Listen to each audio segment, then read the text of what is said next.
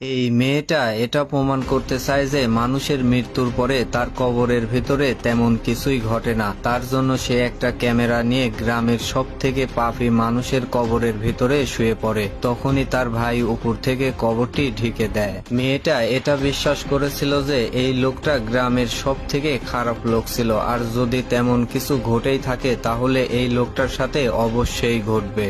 সে যখন কবরের ভিতরে ক্যামেরা নিয়ে শুয়েছিল তখনই তার ভাই উপর থেকে মেয়েটাকে পাহারা দিচ্ছিল, কারণ যদি কোনো দুর্ঘটনা ঘটে যায় তাহলে তার ভাই কবরের ভিতর থেকে মেয়েটাকে অবশ্যই উদ্ধার করবে। প্রথম দিকে মেয়েটা ভয় না পেলেও কিছু সময় যাওয়ার পরে মেয়েটা অনেকটাই ভয় পাচ্ছিল, কারণ একজন মৃত ব্যক্তির সাথে সে কবরের ভিতরে একাই শুয়েছিল। তারপরেও মেয়েটা সারা রাত জেগে কবরের ভিতরের প্রত্যেকটা বিষয় ক্যামেরা বন্দি করে। পরের দিন সকালে মেয়েটার ভাই মেয়েটাকে কবরের ভিতর থেকে বের করে। সে উঠে আসার পরে ক্যামেরা চেক করে, কিন্তু সেখানে তেমন কিছুই দেখতে পায় না। সে তার ভাইকে বলে, কালকেই আমরা এই ভিডিওটা নিয়ে গিয়ে মিডিয়ার কাছে দেব, আর মানুষকে জানিয়ে দেব যে এই বিষয়গুলো সম্পূর্ণই মিথ্যে। মেয়েটা এবার মিডিয়ার কাছে এসে যখন ক্যামেরাটা অন করে তাদেরকে দেখাতে যাচ্ছিল তখন দেখে সেখানে কালো ছায়া ছাড়া আর কিছুই দেখা যাচ্ছে না। এটা দেখে মেয়েটা অবাক হয়ে যায়। তখনই মেয়েটা সেখান থেকে তার ভাইয়ের কাছে যায়। তার ভাই মেয়েটাকে বলে, আমি চাই না তোমার কোনো ক্ষতি হয়ে যাক, তার জন্য আমি মেমোরিটা চেঞ্জ করে দিয়েছি। ছেলেটির এই কথা শুনে মেয়েটি কান্না করা শুরু করে, কারণ এটাই একটা প্রমাণের রাস্তা ছিল। ছোটবেলায় মেয়েটির সাথে এমন কিছু ঘটনা ঘটেছিল যার কারণে মেয়েটি এরকম পরিকল্পনা করতে বাধ্য হয়েছিল।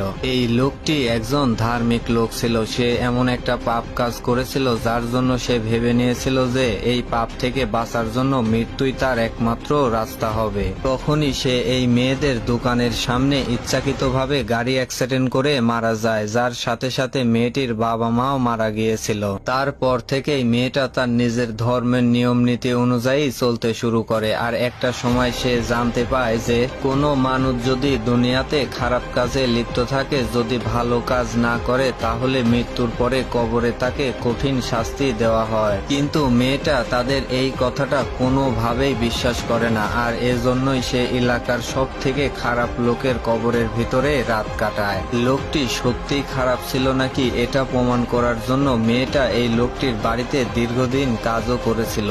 আর যখনই লোকটি মারা যায় মেয়েটি তার উপরেই রিসার্চ করে। কিন্তু ঘটনাটা এখানেই শেষ হয়নি। মেয়েটা যখন রাতে ঘুমিয়েছিল তখনই সে কান্নার শব্দ শুনতে পায়, আর এই শব্দটা ছিল ওই বৃদ্ধ লোকের যার কবরের ভিতরে মেয়েটা রাতে শুয়েছিল।